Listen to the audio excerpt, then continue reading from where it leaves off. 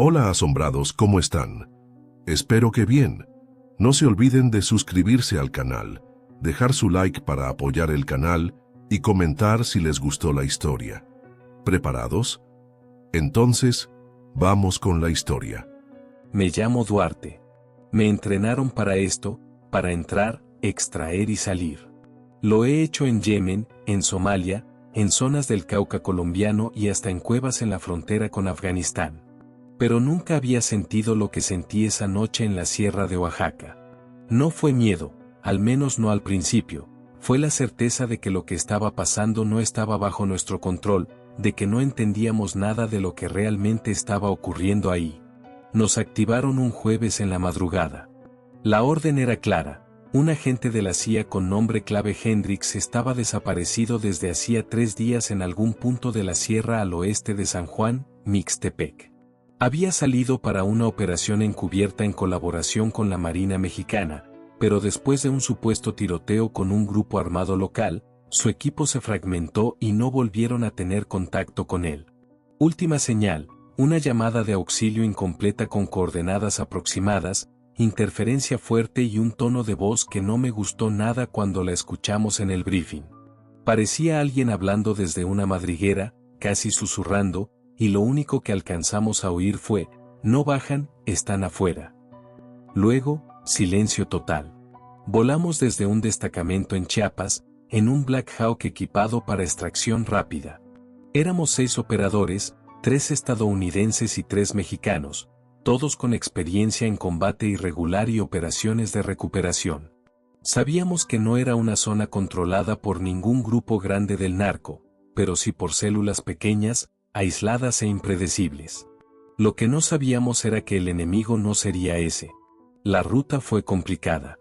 La niebla en esas montañas es algo que no se puede explicar si no lo ves. El piloto tuvo que descender en un claro improvisado, a unos 2 kilómetros de la aldea más cercana, al punto donde se había perdido la señal de la gente. Caminamos durante horas en silencio, no por sigilo, sino porque algo no cuadraba. Las casas que veíamos estaban vacías, pero no abandonadas.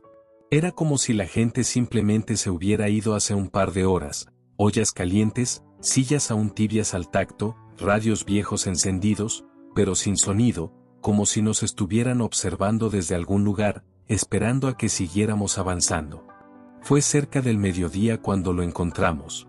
Estaba escondido en una especie de choza de adobe sin puertas, agazapado en una esquina con un brazo herido por lo que parecía una bala de bajo calibre y una herida en la pierna cubierta con vendajes improvisados. No fue eso lo que nos inquietó, sino su mirada. No hablaba, no pedía ayuda, solo movía los labios muy lento, sin sonido. Cuando nos acercamos solo murmuró, no se queden aquí, por favor. Intentamos preguntarle qué había pasado, si quedaba alguien más de su equipo, si había sido capturado, pero no decía más. Lo subimos a una camilla plegable y lo sacamos de ahí lo más rápido posible. Durante la caminata de regreso al helicóptero, el silencio se rompía solo por los pájaros. Ni un solo disparo. Ni siquiera sentimos que nos estuvieran siguiendo. Pero había algo raro en el aire. Los árboles, las piedras, todo parecía callado, como si el bosque se hubiera puesto en pausa. Un operador mexicano, Ríos, se detuvo de golpe y preguntó si escuchábamos eso. Nadie escuchaba nada y ese era el problema. En la sierra siempre hay ruido, siempre. Ese momento exacto fue cuando supe que ese lugar no era como los demás. Volvimos al helicóptero y despegamos sin contacto. No hubo fuego enemigo ni interceptaciones, solo esa sensación constante de que estábamos llevándonos algo que no debía salir de ahí. Volamos hasta una base improvisada de la CIA en la frontera con Guatemala. No era una instalación oficial, más bien una especie de casa de seguridad reforzada, con cuartos de interrogatorio y un área médica camuflada como clínica rural. A Hendrix lo metieron directo a una sala de revisión. El médico dijo que físicamente estaba estable, pero no dejaba de temblar. Cada tanto preguntaba qué día era, como si no le cuadraran los números. Cuando vio su reloj de muñeca, lo arrojó al suelo y dijo, no puede ser viernes. El sol bajó 3 veces. Horas más tarde nos pidieron a mí y a otro operador que estuviéramos presentes durante el interrogatorio. No era tanto una confesión formal, sino más bien una forma de registrar su testimonio completo antes de trasladarlo. Lo sentaron en una sala con una luz cálida, una cámara grabando desde la esquina y un analista joven que se encargaba de hacerle las preguntas. No era un escenario hostil.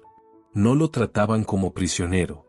Solo querían entender qué había pasado y nosotros también.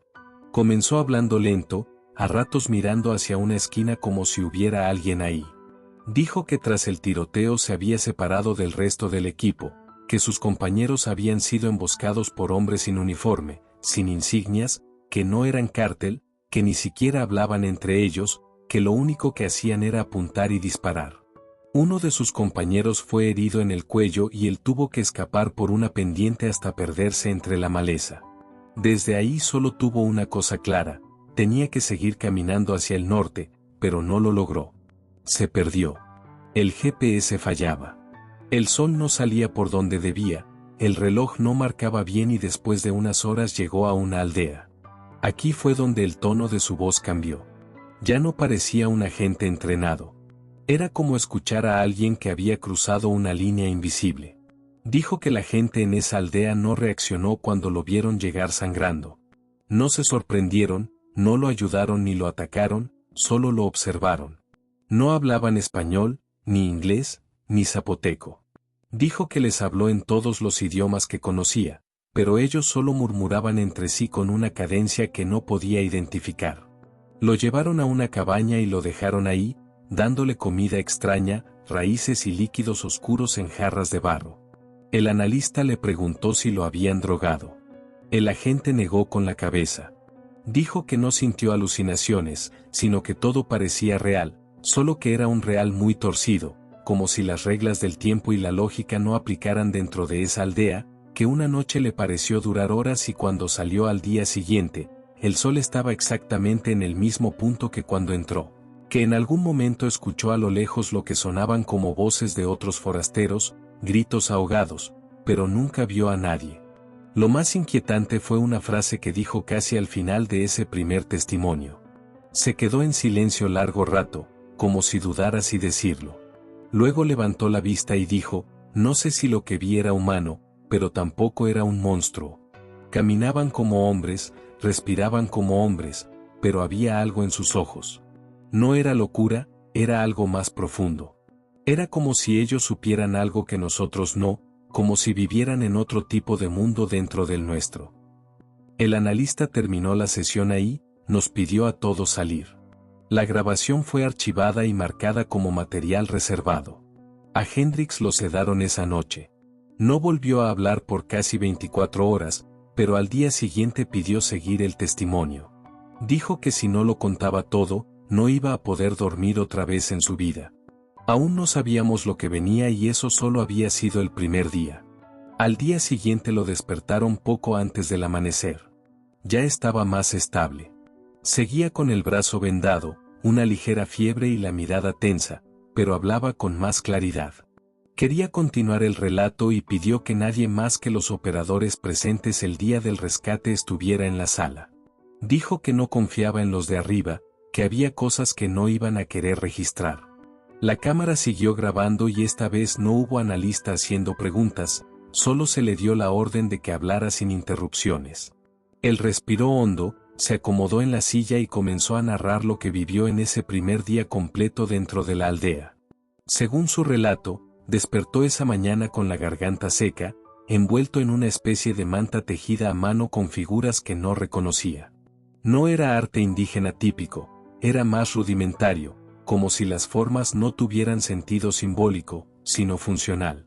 Decía que algunas líneas se repetían con una precisión casi obsesiva, formando patrones que no parecían decorativos, sino más bien como si fueran parte de un código. Apenas se incorporó, vio a una mujer mayor dejándole un cuenco con agua turbia y una especie de pan sin levadura sobre una piedra lisa que usaban como mesa. Ella no hablaba, no lo miraba, solo dejaba las cosas y salía. Aún seguía sin entender en qué idioma se comunicaban. En esa aldea no se escuchaban radios, ni gallos, ni niños, ni siquiera había olor a leña.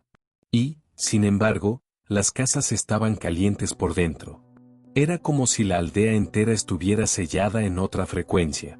Intentó salir de la cabaña esa mañana, caminó por la entrada principal y no encontró obstáculos. Pero apenas pisó el suelo de fuera, un grupo de 3 hombres apareció desde detrás de una pared. No llevaban armas, ni siquiera palos. Solo se acercaron y le señalaron con una mano extendida el interior de la choza. No lo tocaron, no hablaron, solo esperaron a que él retrocediera. Él les preguntó si alguien hablaba español. Nada. Intentó en inglés. Nada. Les dijo que necesitaba ayuda médica, que trabajaba para el gobierno de Estados Unidos, que su equipo estaba muerto o desaparecido. Nada, solo esas caras inexpresivas, de piel curtida, ojos oscuros, casi sin parpadear. Y ahí fue cuando empezó a notar un detalle que se le clavó en la mente: todos llevaban colgando del cuello un mismo objeto, una especie de pieza circular tallada en piedra negra, con un símbolo en el centro que no lograba identificar. Era como un ojo, pero no exactamente. Tal vez una espiral o algo entre ambos. Regresó a la choza, no por miedo, sino por estrategia. Afirmaba que en ese momento aún no se sentía prisionero, solo desorientado. Pensó que si mostraba cooperación, tal vez ganarían confianza y lograría obtener información o al menos salir. Pasó horas observando desde la rendija de una ventana estrecha. No vio actividad habitual. No había labores del campo ni comida cocinándose. Las personas solo caminaban de un lado a otro, sin prisa, sin hablar, como si siguieran rutinas que no eran funcionales, sino rituales. En algún momento entró un niño de no más de 8 años con el mismo colgante. Lo observó desde la puerta sin acercarse. Cuando el agente le habló, el niño solo hizo un gesto con la mano, dibujando en el aire una figura con el dedo índice. Era el mismo símbolo del colgante. Luego se fue. Durante la tarde, el calor subió de forma extraña. Afuera se sentía pesado, pero dentro de la choza había un aire frío, seco. Eso lo desconcertó más que cualquier otra cosa. Dijo que el sol no se movía como debía. En vez de cruzar el cielo, parecía detenerse a ratos. Revisó su reloj cada hora, pero pasaban 2, a veces 3, sin que la sombra de los árboles cambiara. No era una sensación subjetiva. Su reloj marcaba la hora, pero el entorno no lo acompañaba. Decía que en ese momento empezó a pensar que algo estaba interfiriendo no con su mente, sino con el espacio mismo, como si la aldea estuviera situada en una especie de burbuja aislada de la lógica natural. Se planteó la posibilidad de estar drogado, de haber inhalado algo sin darse cuenta, pero no sentía alucinaciones. Todo era demasiado nítido, demasiado real. Ya al anochecer empezaron los sonidos. Desde su choza escuchó los primeros tambores. No eran instrumentos modernos, eran ritmos secos, irregulares, con una percusión tan primitiva que el eco parecía no seguir las reglas del espacio. A veces sonaban lejos, otras justo detrás de las paredes. Luego comenzaron los cantos. No eran voces afinadas ni melodías, eran frases guturales repetidas como mantras.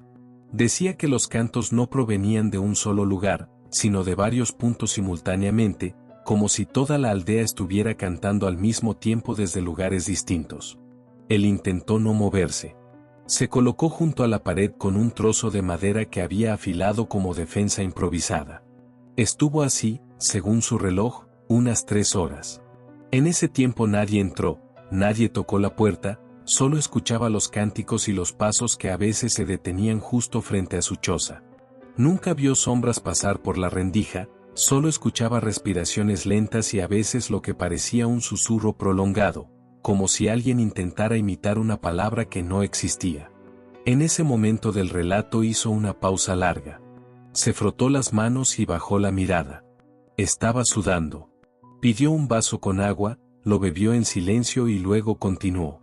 Dijo que cerca de la medianoche el canto cesó de golpe, ni un solo sonido. Se quedó esperando el siguiente movimiento, pero no llegó.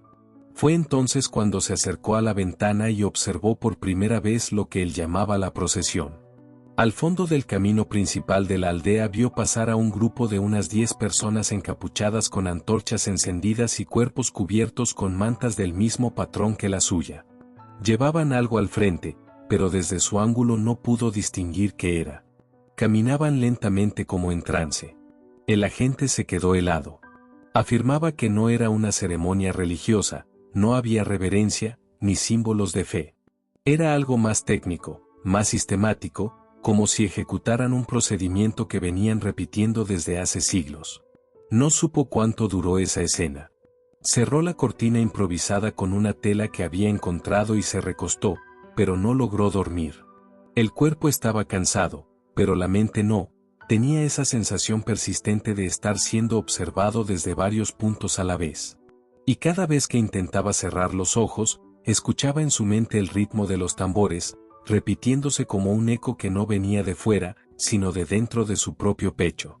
A la mañana siguiente, ya sin fuerzas, se levantó decidido a escapar, pero al abrir la puerta se encontró con los 3 hombres del día anterior y algo más.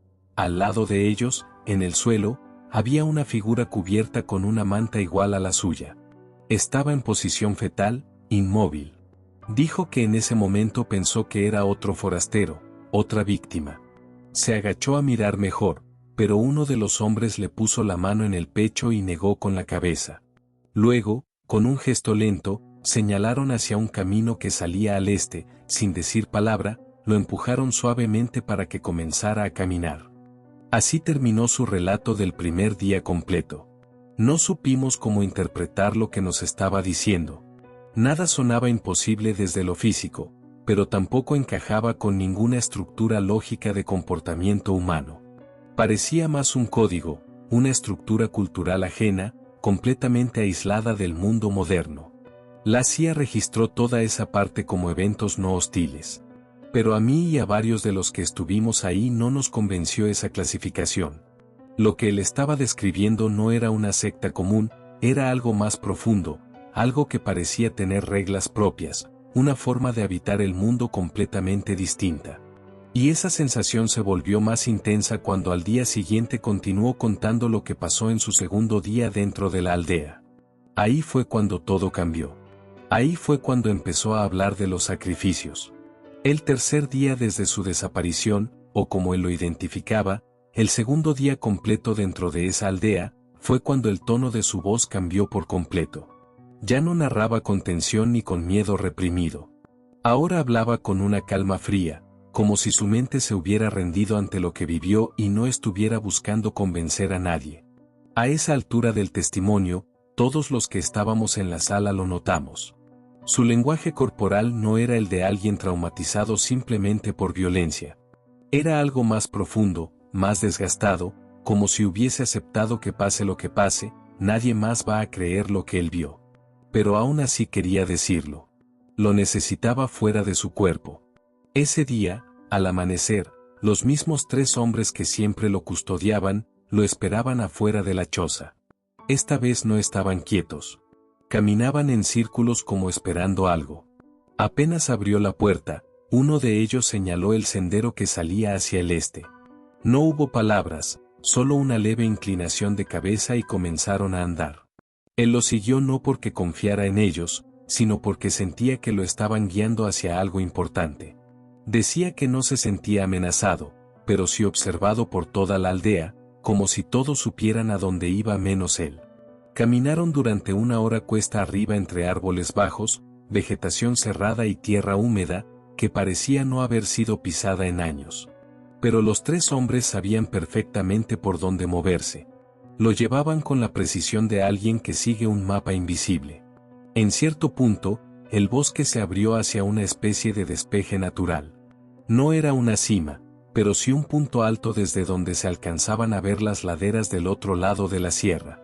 Y lo que vio ahí fue lo que empezó a quebrarlo. Entre la vegetación había estructuras cubiertas por el musgo, por raíces, por siglos de abandono, piedras talladas, no grandes como pirámides, sino más bien como muros de contención, pasadizos bajos, figuras geométricas que no parecían diseñadas para adoración religiosa, sino para delimitar espacio, para encerrar o proteger algo. Dijo que eran ruinas prehispánicas, pero no al estilo que estamos acostumbrados. Nada de escalinatas ni esculturas. Todo era más crudo, más básico, como si hubieran sido construidas con una función práctica que él no lograba descifrar. Y lo más inquietante era que justo en el centro del claro había una losa circular de piedra negra, como basalto, con el mismo símbolo del colgante que todos en la aldea llevaban al cuello. Una espiral con forma de ojo o un ojo que se abría hacia adentro como un pozo. Los hombres lo dejaron solo ahí. Se sentaron a unos metros y esperaron. Él caminó hacia la losa, la rodeó, intentó entender qué era. No había restos, ni sangre, ni marcas de actividad reciente, pero tampoco estaba cubierta de polvo. Era como si la limpiaran todos los días.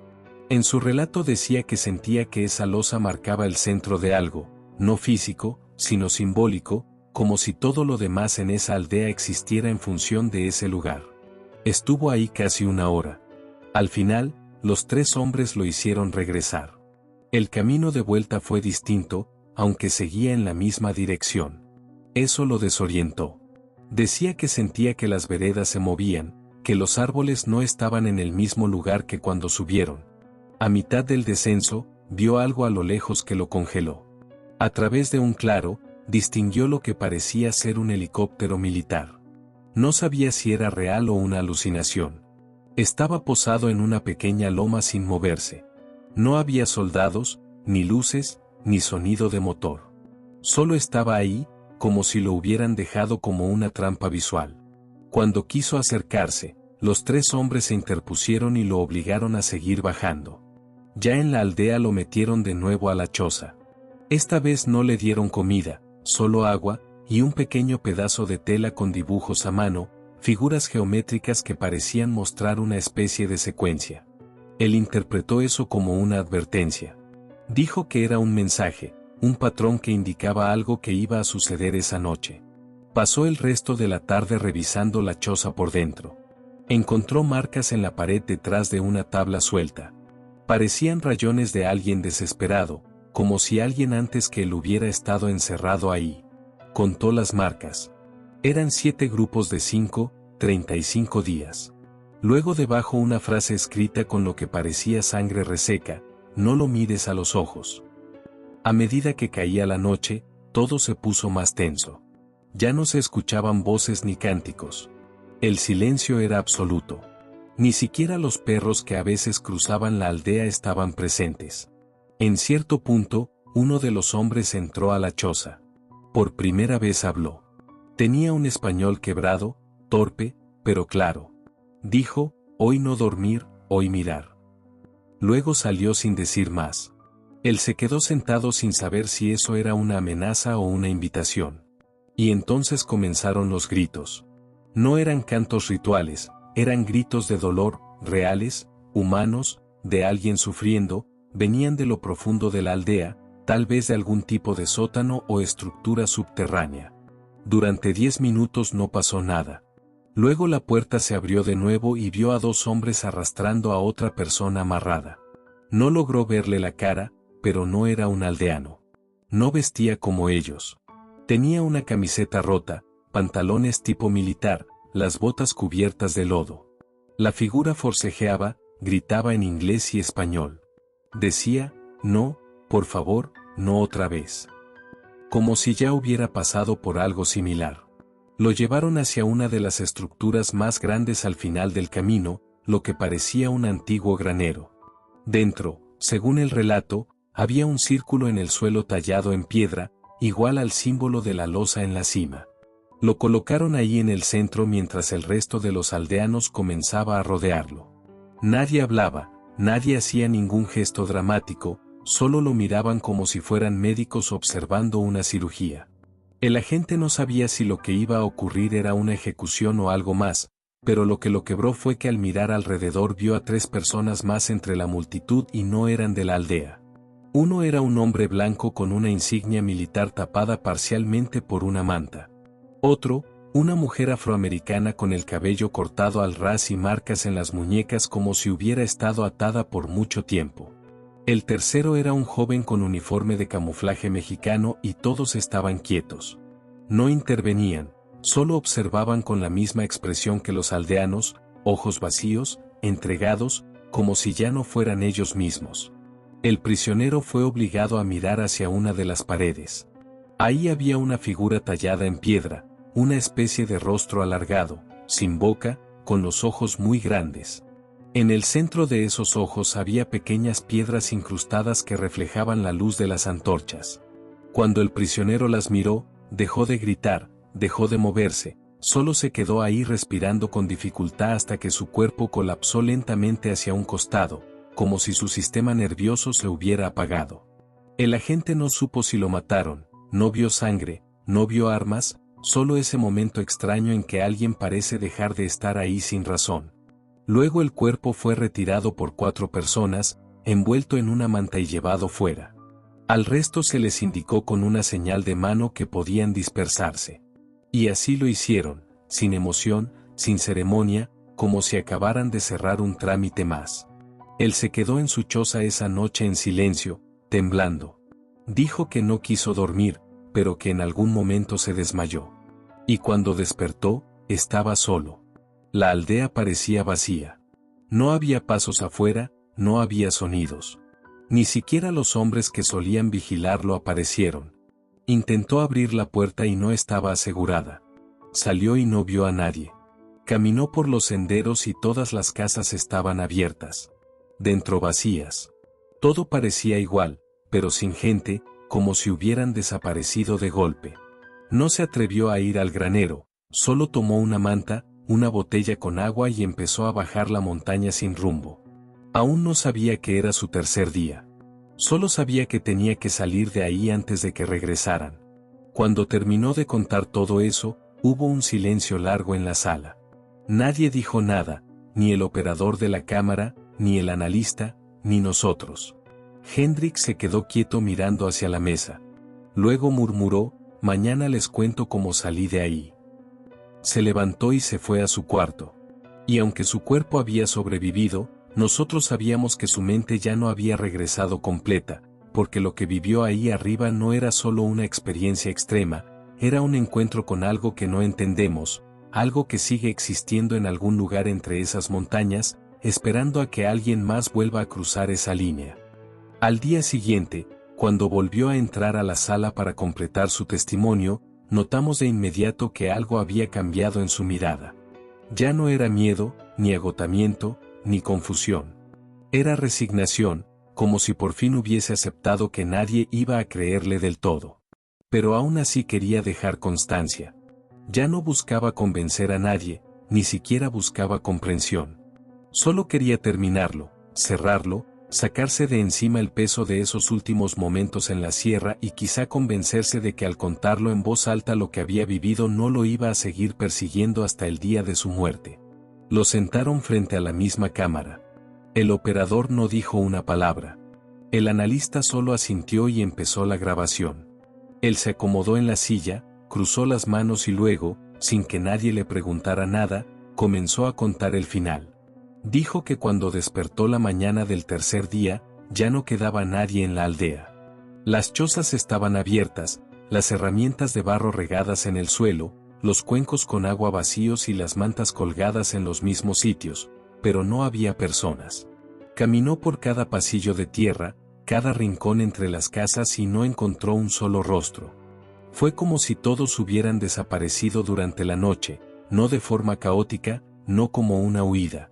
Todo estaba en su lugar, como si los aldeanos simplemente se hubieran desvanecido, dejando atrás sus rutinas detenidas a mitad de la acción.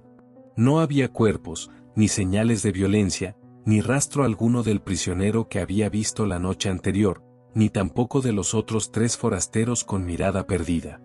La losa con el símbolo seguía en su sitio perfectamente limpia y el aire seguía igual de denso.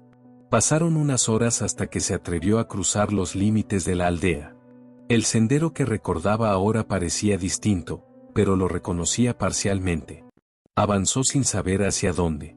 Llevaba el agua que le quedaba y una manta enrollada al hombro. No tenía GPS. Su radio seguía muerto y ni siquiera confiaba ya en su reloj. Decía que en ese punto ya no sabía si era domingo, miércoles o si habían pasado más de 3 días. No sabía si el sol era el mismo de siempre o si estaba atrapado en algún tipo de ciclo que no terminaba. Solo sabía que necesitaba moverse, alejarse de ese lugar. Durante ese día completo, descendió por un camino que no parecía haber sido usado en años.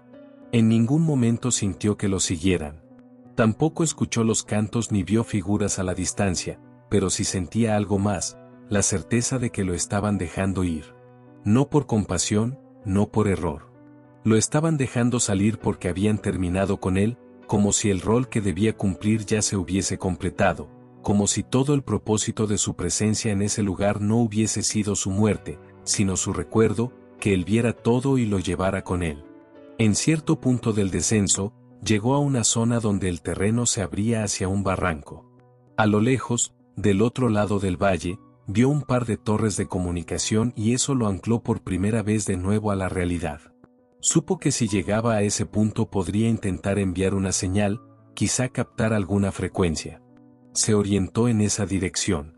Le tomó horas llegar y fue justo al caer la noche cuando encontró el primer rastro humano desde que salió de la aldea, una casa de madera apartada con una camioneta vieja estacionada afuera.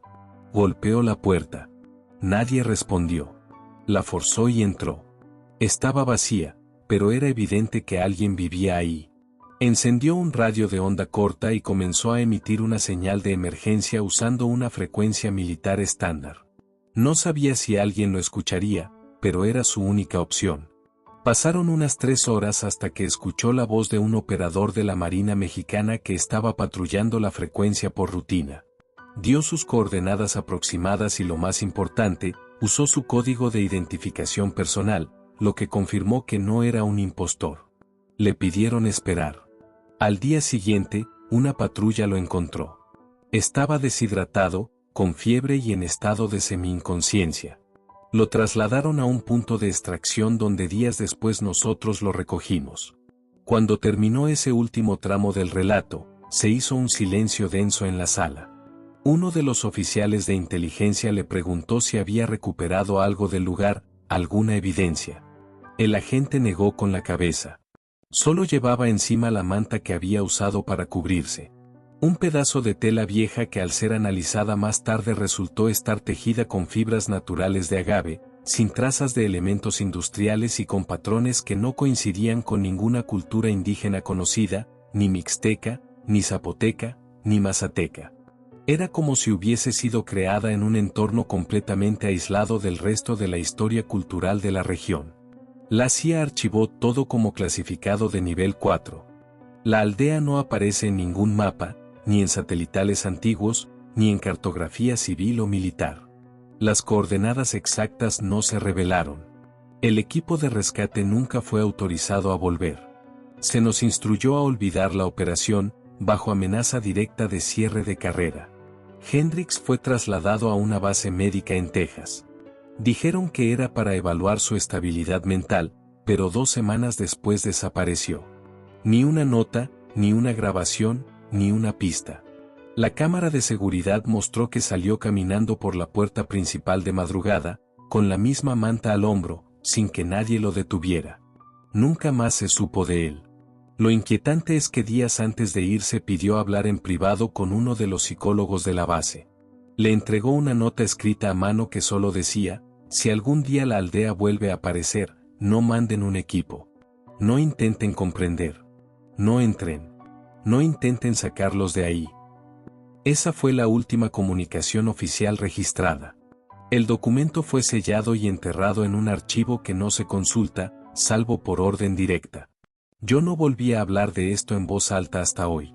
No porque me diera miedo, no porque temiera por mi seguridad, sino porque no había forma de explicar lo que ocurrió sin que pareciera una exageración, una fábula de montaña o una historia para asustar reclutas. Pero no lo fue. Esa aldea existe o existió. Esa gente vivía bajo reglas que no son las nuestras. No adoraban nada, no temían a nadie, solo ejecutaban un sistema que los mantenía aislados como si custodiaran algo, no sé si algo antiguo, no sé si algo peligroso, pero definitivamente no querían ser encontrados. Y si lo fueron, fue por una razón. Lo más extraño ocurrió unas semanas después de que el caso fuera cerrado. Uno de los operadores de inteligencia estaba revisando el material visual del operativo como parte del protocolo de documentación interna. En una de las grabaciones térmicas, justo en el momento en que el helicóptero nos recogía tras la extracción, se observa una figura en los árboles a unos 30 metros del perímetro entre la maleza. No estaba registrada por ninguno de los nuestros. No llevaba uniforme, ni mochila, ni insignias, pero el calor corporal coincidía con un humano. Estaba de pie, inmóvil, observando en dirección al helicóptero. No se movía, no huía, solo miraba. El analista amplió la imagen y ahí, en el pecho de la figura, se alcanzaba a distinguir un objeto colgando, un círculo negro con el mismo símbolo tallado en el centro. Desde entonces no hubo más operativos en esa zona. Se prohibió la sobrevolación civil y se activó una zona de exclusión con el pretexto de preservación ambiental. Pero todos sabemos que no fue por la fauna ni por la vegetación. Fue porque entendieron que hay lugares que no deben ser intervenidos, no por miedo, sino por respeto a lo que no entendemos. A veces lo más inteligente no es investigar más, es alejarse. Yo ya no estoy activo. Me retiré meses después de esa operación. Nunca volví a poner un pie en Oaxaca, ni siquiera en los estados vecinos. Cada vez que alguien menciona esa sierra, cambio de tema. Pero todas las noches, sin excepción, antes de apagar la luz, reviso el reloj. Y si por alguna razón marca una hora que no coincide con la lógica del tiempo, si el sol parece quedarse quieto un segundo más de lo normal, si el silencio del bosque se extiende un poco más de lo debido, sé que hay lugares como ese aún activos y que lo que vive ahí sigue observando, esperando, no sé para qué. Solo sé que nunca debimos haber subido esa montaña.